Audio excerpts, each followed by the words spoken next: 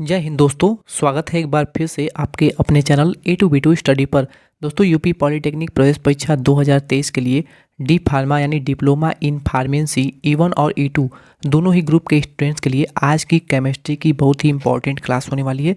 आज की क्लास में हम आपके केमिस्ट्री के 5वें चैप्टर गैसीय अवस्था यानी गैसियस स्टेट के पूरे थ्योरिकल पार्ट को कम्प्लीटली डिस्कस करने वाले हैं और आने वाले नेक्स्ट क्लास में इससे बनने वाले जितने भी ऑब्जेक्टिव या फिर न्यूमेरिकल टाइप क्वेश्चन होते हैं उन्हें हम सॉल्व करने का प्रयास करेंगे। दोस्तों इससे पहले अगर आपने पिछली 4 लेक्चर को नहीं देखा है तो चैनल पर विजिट करें और प्लेलिस्ट में जा करके आपको केमिस्ट्री की पूरी प्लेलिस्ट मिल जाएगी। वहाँ पर विजिट करके आप पिछली क्लासेस को ज़रूर देख लें। चलिए स्टार्ट करते हैं आज की हमारी ये क्लास में हम गैसीय अवस्था के पूरे चैप्टर को कवर करेंगे। काफ़ी छोटा ये चैप्टर है और इससे प्रश्न भी काफ़ी 1 से 2 प्रश्न आपको एग्जाम में इससे आने को देखने को मिल जाएंगे। तो दोस्तों स्टार्ट करते हैं। तो इससे जो आने वाले आपके फार्मूले होंगे उन फार्मूलों को आप अवश्य नोट कर लीजिएगा, क्योंकि फार्मूले का यूज हम न्यूमेरिकल बेस्ड क्वेश्चन को सॉल्व करने में काम में लेंगे। वीडियो को लास्ट में पूरे चैप्टर को कंप्लीट करने के बाद हम आपको कुछ इससे आने वाले ऑब्जेक्टिव क्वेश्चंस को भी सॉल्व कराएंगे। गैसीय नियम है, गैसियस नियम। तो बायल का गैसियस नियम, जिसे कि बायल्स लॉ के नाम से जानते हैं। स्थिर ताप पर किसी गैस की निश्चित मात्रा का आयतन दाब के व्युत्क्रमानुपाती होता है, यानी कि V is proportional to 1/P। V जो होता है वो दाब के व्युत्क्रमानुपाती होता है। P1 V1 equal to P2 V2। ये आप समीकरण जो है इसको आप याद कर लीजिएगा। इस पर न्यूमेरिकल बेस्ड क्वेश्चन आते हैं। दोस्तों गैस का एक और नियम है जिसे चार्ल्स के नियम से जानते हैं। चार्ल्स का नियम जो है ये स्थिर दाब पर किसी गैस की निश्चित मात्रा का आयतन परम ताप के समानुपाती होता है, यानी कि भी जो इसमें होता है वो आपके टी के प्रपोस डायरेक्टली प्रोपोर्शनल होता है। और इससे अगर आप प्रोपोर्शनल को हटाने के लिए अगर आप कोई भी मान रखेंगे तो V1/T1 इक्वल टू V2/T2 हो जाएगा। इस प्रकार इस फार्मूले को भी आप याद कर लीजिएगा। भी जो है ये आपका आयतन है, भी जो है ये आपका आयतन है। और भी टी जो है ये टी आपके परम ताप को प्रदर्शित करता है, यानी कि ताप को दिखाता है। दोस्तों परम शून्य ताप क्या होता है? अगर कोई भी तापमान अगर आपको डिग्री सेल्सियस में दिया हुआ है तो आप उसे फारेनहाइट में कन्वर्ट करने के लिए 273 से उसमें ऐड करते हैं, तब वो फारेनहाइट में ऐड हो जाता है। ये आप जानते होंगे। वह काल्पनिक ताप जिस पर गैसों का आयतन शून्य हो जाए उसे परम शून्य ताप कहते हैं। अतएव -273 डिग्री सेंटीग्रेड ताप को परम शून्य ताप कहते हैं। परम शून्य ताप को 0 डिग्री मानकर ताप नापने का पैमाना परम ताप कहलाता है। दोस्तों परम ताप का जो ये आपका डेफिनेशन है ये ऑब्जेक्टिव क्वेश्चन में पूछे जाते हैं और आपको ऑप्शन में 0 डिग्री या फिर 0 डिग्री के अलावा 273 डिग्री, 37 डिग्री, 4 ऑप्शन आपको देखने को मिलेंगे। दोस्तों अगला मोस्ट इम्पॉर्टेंट है गैस समीकरण। गैस समीकरण बहुत ही इम्पॉर्टेंट है आपके सिलेबस में। गैस इक्वेशन, जो समीकरण किसी गैस की निश्चित मात्रा के दाब, आयतन और ताप में संबंध व्यक्त करता है उसे गैस समीकरण कहते हैं। V is proportional to 1/P, यानी कि V जो है ये आपके दाब के इन्वर्सली प्रोपोर्शनल होता है, जो कि बायल के नियमानुसार होता है। ऊपर मैंने आपको ये बता दिया था। V is proportional to T, यानी कि ये चार्ल्स के नियम के अकॉर्डिंग जो आपका आयतन है ये आपके ताप के समानुपाती होता है। अगला इम्पॉर्टेंट है ग्राहम का विसरण नियम। ग्राहम्स लॉ ऑफ इफ्यूजन, समान ताप पर व दाब पर गैसों के विसरण की दर उसके घनत्वों के वर्गमूल के व्युत्क्रमानुपाती होता है।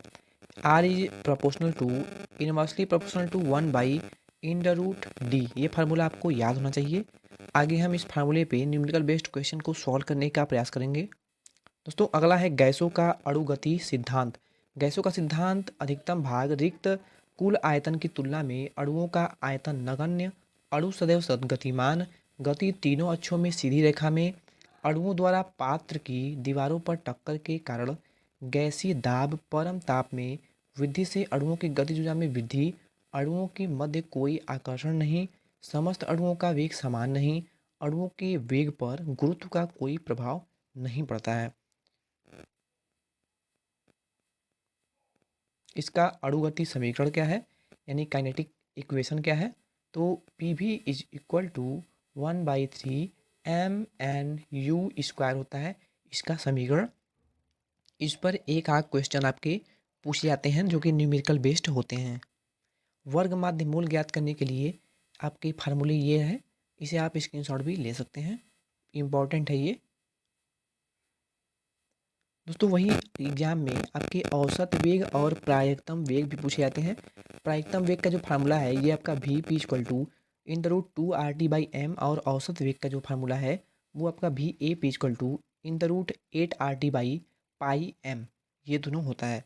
फार्मूले आपको आपके एग्ज़ाम में क्वेश्चन पेपर के पीछे दिए होते हैं, फार्मूले आपको याद करने ही होंगे। और अगर आपका एग्ज़ाम ऑनलाइन मोड में होता है तो आपको ये अवश्य रूप से याद होना चाहिए, अन्यथा आपके क्वेश्चन पेपर के पीछे तो फार्मूले आपको देखने को मिल जाते हैं जो कि जेन्युइन फार्मूले होते हैं, नॉर्मल फार्मूले होते हैं, वे सब आपको एग्जाम के पीछे पेपर में दिए होते हैं, पर ये सब फार्मूले आपको याद होने होंगे। दोस्तों अगला हमारा है गैसों की गतिज ऊर्जा। दोस्तों गतिज ऊर्जा, स्थितिज ऊर्जा और जितने भी प्रकार की ऊर्जाएं हैं इसको हमने पिछली वीडियो में कवर किया था। डायनेमिक एनर्जी ऑफ गैसेस, प्रति अणु की गतिज ऊर्जा ई के इक्वल टू 3/2 के टी इक्वल टू 32/2 RT/n। के जो है ये आपका बोल्ट्जमैन स्थिरांक है। एग्जाम में प्रश्न पूछा जाता है कि बोल्ट्जमैन स्थिरांक को किस अंक से या फिर किस अक्षर से प्रदर्शित करते हैं। दोस्तों बोल्ट्जमैन जो स्थिरांक है इसे हम के से डिनोट करते हैं, ये आपको याद होना चाहिए। बोल्ट्जमैन स्थिरांक जो है इसे हम के से डिनोट करते हैं। के इक्वल टू R/n होता है। ये बहुत ही इंपॉर्टेंट फार्मूला है बोल्ट्जमैन स्थिरांक का और गैसों की स्थित ऊर्जा ज्ञात करने के लिए। दोस्तों एग्जाम में आदर्श गैस समीकरण पूछा जाता है जो कि बहुत ही इंपॉर्टेंट है। आदर्श गैस समीकरण जो है ये आपका P V is equal to RT होता है, ये आप इसे नोट कर लीजिए, बहुत ही मोस्ट इंपॉर्टेंट है ये। आगे है वास्तविक गैस यानी रियल गैस क्या है, तो वह गैस जो उच्च दाब तथा कम ताप पर आदर्श व्यवहार से विचलन प्रदर्शित करती है तथा बायल और चार्ल्स के नियमों का पालन करता है, आदर्श गैस समीकरण का पालन नहीं करती है, वास्तविक गैस कहलाती है। वास्तविक गैस केवल कम दाब और उच्च ताप पर आदर्श व्यवहार प्रदर्शित करती है। संपीड़ितता गुणांक है अगला हमारा, और संपीड़ितता गुणांक ज्ञात करने के लिए जेड इक्वल टू आपका PV/nRT होता है। RT जो है ये आपके आदर्श गैस समीकरण से है, और PV जो है ये आपके आदर्श गैस समीकरण से ही है। P जो है दाब है, V जो है ये आपका आयतन है, R और T जो है ये आपके ताप, T जो है आपका ताप है, और R जो है ये आपका स्थिरांक है। यहाँ पे एक चीज़ ध्यान देंगे, आदर्श गैस के लिए हम जेड इक्वल टू 1 मान रखते हैं, वास्तविक गैस के लिए भी 1 मान रखते हैं, पर कि जब वास्तविक गैसों के लिए बात की जाए तो जेड का मान जो होगा वो 1 से छोटा होता है, और या फिर Z greater than equal to 1 होता है। यदि Z is less than equal to 1 तब गैस ऋणात्मक विचलन दर्शाती है, ये भी आप याद करेंगे, अन्यथा आपके जो प्रश्न के आंसर आएंगे वो गलत हो सकते हैं। दोस्तों अगला है क्रांतिक ताप यानी कि क्रिटिकल टेम्परेचर। वह ताप जिसके ऊपर किसी गैस को दाब बढ़ाकर द्रवित नहीं किया जा सकता उस गैस का क्रांतिक ताप कहलाता है। मोस्ट इंपॉर्टेंट है इसका फार्मूला, T से इक्वल टू 8A/27 RB। दोस्तों ये फार्मूला आप एकदम रट जाइए, इस पर एक दो क्वेश्चन निश्चित रूप से बनेंगे। क्रांतिक ताप पर किसी गैस को द्रवित करने के लिए उपयुक्त दाब क्रांतिक दाब कहलाता है। क्रांतिक आयतन, क्रांतिक दाब और क्रांतिक ताप तीनों ही इंपॉर्टेंट है। PC is equal to A/27B² होता है, ये आपका क्रांतिक दाब ज्ञात करने के लिए क्रांतिक दाब। पर दोस्तों क्रांतिक ताप का जो फार्मूला होता है ये आपके कुछ अलग, ये इस प्रकार होता है, बल्कि जो क्रांतिक आयतन का फार्मूला है वो V से इक्वल टू 3 भी होता है। तीनों ही फार्मूले बहुत ही इंपॉर्टेंट है, इसका आप स्क्रीनशॉट भी ले सकते हैं वीडियो पॉज करके। चलते हैं हम आगे। अब आगे हम आपको इससे बनने वाले जितने भी प्रकार के बहुविकल्पीय प्रश्न होंगे यानी ऑब्जेक्टिव क्वेश्चन जो होंगे, जो पिछले एग्जाम में पूछे भी गए हुए हैं और आगे एग्जाम में इनके दोहराने के यानी आगे के एग्जाम में इनके फिर से पूछे जाने के चांसेस हैं, उन प्रश्नों को हम सॉल्व कराएंगे। तो स्टार्ट करते हैं। पहला है किसी गैस के लिए आदर्श गैस के व्यवहार से अधिकतम विचलन होगा। दोस्तों ऑप्शन नंबर ए दिया हुआ है 0 डिग्री सेंटीग्रेड तथा 2 वायुमंडलीय दाब। बी है 100 डिग्री तथा 2 वायुमंडलीय दाब, -100 डिग्री सेंटीग्रेड तथा 5 वायुमंडलीय दाब, और डी दिया हुआ है आपका 500 डिग्री सेंटीग्रेड तथा 1 वायुमंडलीय दाब। दोस्तों किसी गैस के लिए आदर्श गैस के व्यवहार का जो अधिकतम विचलन होगा वो आपका -100 डिग्री सेंटीग्रेड से लेकर के 5 वायुमंडलीय दाब तक होगा। इसका जो ऑप्शन नंबर सी है ये हमारा करेक्ट आंसर हो जाएगा। दूसरा क्वेश्चन है, गैस ए का घनत्व बी से 3 गुना है।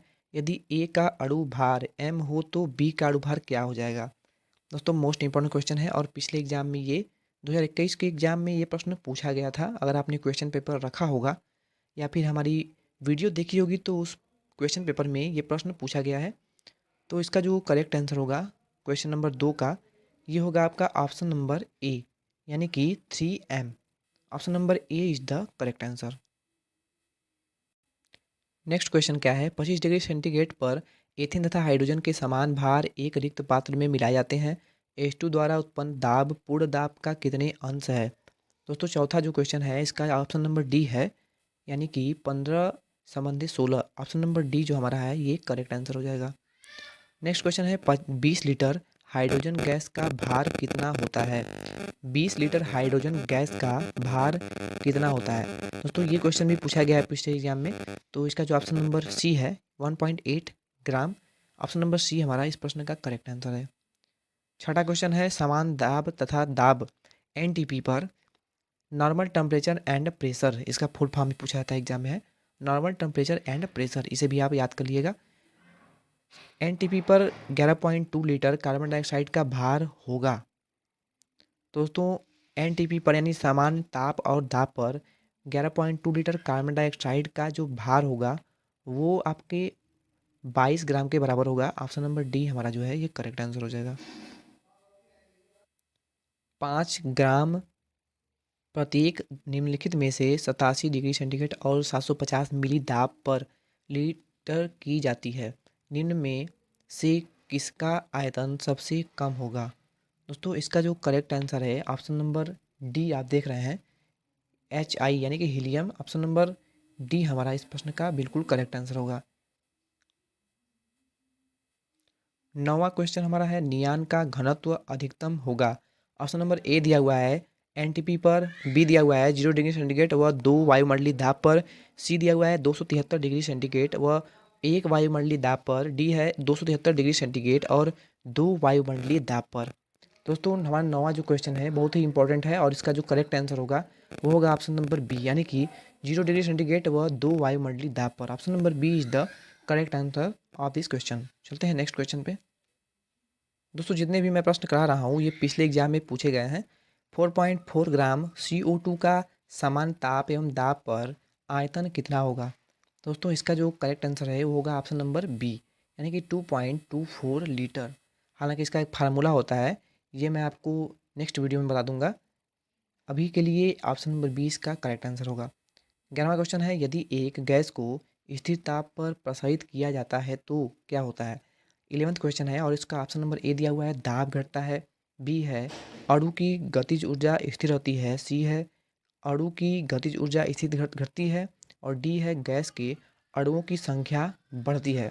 दोस्तों इसका जो ऑप्शन नंबर ए है यानी कि दाब घटता है, यदि किसी गैस को स्थिर ताप पर प्रसारित किया जाए तो उसका जो दाब होगा वो घट जाएगा। ऑप्शन नंबर ए जो है ये हमारा इस प्रश्न का करेक्ट आंसर होगा। 12वां क्वेश्चन हमारा है, आंशिक दाब का डाल्टन नियम निम्न में से किस गैसों के लिए मान्य नहीं होता है। आंशिक दाब के लिए डाल्टन का नियम इंपॉर्टेंट क्वेश्चन है ये। दोस्तों इंपॉर्टेंट क्वेश्चन है और पिछले एग्जाम में ये पूछा गया था। पहला ऑप्शन दिया हुआ है H2 तथा N2 के मिश्रण के लिए, बी दिया हुआ है H2 तथा Cl2 यानी कि क्लोरीन के मिश्रण के लिए, सी दिया हुआ है H2 तथा CO2 के मिश्रण के लिए और डी है उपरोक्त में से कोई भी नहीं। दोस्तों इसका जो करेक्ट आंसर होगा वो होगा ऑप्शन नंबर बी, यानी कि H2 तथा Cl2 के मिश्रण के लिए। ऑप्शन नंबर बी जो है हमारा है H2 + Cl2, यही हमारे डाल्टन के नियम को, आंशिक दाब के नियम को पूर्णतः मानेगा, यानी ऑप्शन नंबर बी हमारा इस प्रश्न का बिल्कुल करेक्ट आंसर हो जाएगा। अगला क्वेश्चन हमारा है, जैसे जैसे अणुओं का वेग बढ़ता है वैसे वैसे प्रति सेकंड टक्करों की संख्या क्या होती है। तो ऑप्शन नंबर ए दिया हुआ है घटती है, बी दिया हुआ है बढ़ती है, सी है अपरिवर्तित रहती है और डी है इनमें से कोई नहीं। तो दोस्तों हमारा जो 13वां क्वेश्चन है इसका ऑप्शन नंबर बी जो है बढ़ती है, यही हमारा करेक्ट आंसर होगा। क्योंकि जैसे जैसे अणुओं का वेग बढ़ेगा वैसे वैसे उसके टक्करों की संख्या बढ़ेगी। क्योंकि जैसे अगर आप पानी को खौलाते हैं तो उसमें जब बुलबुले उत्पन्न होने लगते हैं तो काफ़ी ज़्यादा मात्रा में उसमें टकराव उत्पन्न होने लगता है, तो उसमें जो टक्करों की संख्या है वो बढ़ जाती है। तो इसका जो ऑप्शन नंबर बी है बढ़ती है, यही हमारा करेक्ट आंसर हो जाएगा। नेक्स्ट है कार्बन डाइऑक्साइड सदृश स्थायी गैसों का व्यवहार N2O2 जैसी स्थायी गैसों की भांति तब होता है जब हम, दोस्तों 14वां जो क्वेश्चन हमारा है ऑप्शन नंबर 20 का करेक्ट आंसर होगा, यानी कि कांतिक ताप से ऊपर चले जाते हैं। ऑप्शन नंबर बी हमारा इसका करेक्ट आंसर होगा। नेक्स्ट है 15वां क्वेश्चन, गैस ए दूसरी गैस बी की अपेक्षा 3 गुनी अधिक तीव्रता से विसरित होती है, ऐसी स्थिति में ए तथा बी के घनत्व का अनुपात क्या होगा? तो ऑप्शन नंबर ए दिया हुआ है 1:3 दिया हुआ है, बी दिया हुआ है 1:9, सी है 1:6 और डी है 1:12। तो दोस्तों हमारा जो इसका ऑप्शन नंबर बी है यानी कि 1:9, यही हमारा करेक्ट आंसर होगा इस प्रश्न का। 15वां क्वेश्चन का ऑप्शन नंबर बी हमारा करेक्ट आंसर होगा। अगला हमारा 16वां क्वेश्चन है, निम्न में से कौन से युग्म की गैसीय प्रजातियां रंध्रित प्लग के द्वारा समान गति से विसरित होती हैं? निम्न में से कौन सी युग्म की गैसीय प्रजातियां रंध्रित प्लग के द्वारा समान गति से विसरित होती हैं? तो इसका जो ऑप्शन नंबर डी है यानी कि NO और C2H6, ये दोनों हमारी जो है गति से एक समान गति से रंध्रित प्लग के द्वारा ये विसरित की जाती हैं। तो ऑप्शन नंबर डी हमारा इस प्रश्न का करेक्ट आंसर हो जाएगा। अगला हमारा 17वां क्वेश्चन है, ऑक्सीजन की तुलना में उस गैस के विसरण की आपेक्षिक गति क्या होगी जिसका अणुभार 128 है? दोस्तों 17वां हमारा जो प्रश्न है इसका जो ऑप्शन नंबर आप देख रहे हैं डी, ये 1/2 गुनी हो जाएगी। तो ऑप्शन नंबर डी हमारा इस प्रश्न का बिल्कुल करेक्ट आंसर हो जाएगा। 18वां क्वेश्चन है, एक वायुमंडलीय दाब से 0.5 वायुमंडलीय दाब तक दाब को कम करने के देने पर एक मोल अमोनिया के अणुओं की संख्या को निम्न में से किस रूप में परिवर्तित किया जा सकता है? दोस्तों एक मोल अमोनिया को अणुओं की संख्या में हम 80% प्रारंभिक आयतन का 80% कर सकते हैं। तो ऑप्शन नंबर डी जो है प्रारंभिक आयतन का 80%, ये हमारा करेक्ट आंसर हो जाएगा। नेक्स्ट क्वेश्चन हमारा है, जब 0.1 ग्राम हाइड्रोजन को ऑक्सीजन में जलाया जाता है तब निर्मित जल अणुओं की संख्या कितने बराबर हो जाती है? तो दोस्तों अगर हम 1 ग्राम हाइड्रोजन को ऑक्सीजन में जलाया जाता है तब जब निर्मित जल के अणुओं की संख्या होगी वो आपके 6.02 इंटू 10^22 के बराबर हो जाएगी। जो हमारा 20वां क्वेश्चन है इसका ऑप्शन नंबर डी जो है ये हमारा इस प्रश्न का करेक्ट आंसर हो जाएगा। हमारा 21वां क्वेश्चन है, एक खुले प्लांक जिसमें 27 डिग्री सेंटीग्रेड ताप पर वायु भरी है 127 डिग्री सेंटीग्रेड ताप तक गर्म किया जाता है, तब पहले से उपस्थित वायु का कौन सा अंश बाहर निकलेगा? दोस्तों मोस्ट इंपॉर्टेंट क्वेश्चन है और पिछले ये एग्जाम में पूछा गया था प्रश्न। तो इसका जो करेक्ट आंसर है वो होगा ऑप्शन नंबर बी यानी कि 1.4। दोस्तों ये था हमारी आज की इस वीडियो का आखिरी प्रश्न। हमने पूरे चैप्टर को कवर कर लिया है, जो गैसीय अवस्था का पूरा चैप्टर है। इससे जितने भी प्रश्न आपको बनते हैं वे सभी प्रश्न मैंने आज आपको क्लियर कर दिया है। तो दोस्तों अगर वीडियो अच्छी लगी हो तो वीडियो को लाइक करना ना भूलें, और चैनल पर पहली बार विजिट कर रहे हैं तो चैनल को सब्सक्राइब कर लें, जिससे आपको हमारी हर वीडियो का नोटिफिकेशन भी मिलता रहेगा। और वीडियो को अपने दोस्तों के साथ शेयर करना बिल्कुल भी ना भूलें। मिलते हैं नेक्स्ट वीडियो में इसके नेक्स्ट चैप्टर के साथ, तब तक के लिए धन्यवाद।